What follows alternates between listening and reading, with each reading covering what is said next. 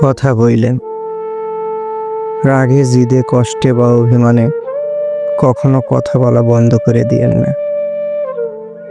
আমরা কতক্ষণ বাঁচব কেউ কি জানি? যার প্রতি ভীষণ অভিমান নিয়ে ঘুমাতে গেলেন, সকালে উঠে দেখলেন মানুষটাই আর নেই। রাতের ওই শীতল নীরবতাই ছিল আপনাদের শেষ কথা। বাকি জীবন আর ঘুম হবে বলেন? কত শত মানুষ আক্ষেপে নরকে পুড়ে যাচ্ছে প্রতিদিন। কাছের মানুষটাকে শেষ কথাটা না বলতে পারার আক্ষেপ, কাছের মানুষটার শেষ কথাটা না শুনতে পারার আক্ষেপ। কথা পুষে রাইখেন না, বলে দিন।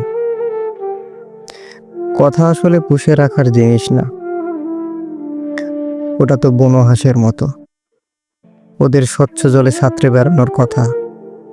অভিমানের ব্যারিকেডে আটকে গিয়ে বুকের ভেতর বন্দি থাকলে ওরা বাঁচে না।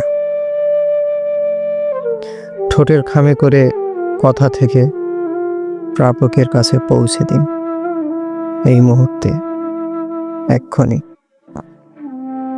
একটু দেরি হলে দেখবেন চিঠিটাই রয়ে গেছে, ঠিকানাটা নেই।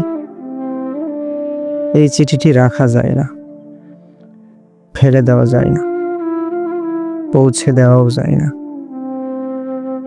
পুরো একটা জীবন বুক পকেটে ঠিকানাবিহীন চিঠির ভার বয়ে বেড়ানো বড্ড যন্ত্রণার, বড় বেশি আফসোসের।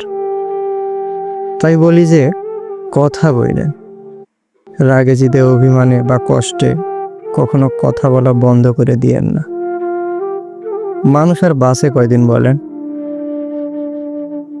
অভিমান নিয়ে রাতের বেলা ঘুমাতে গেলেন যে সকালে সবকিছু ঠিকঠাক করে নেবেন, কিন্তু সকাল হলো, সেই সকালে ঠিকঠাক করার মতো সময় হলো না।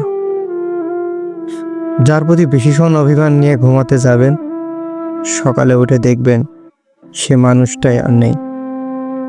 সেজন্য বলি, কথা বললেন।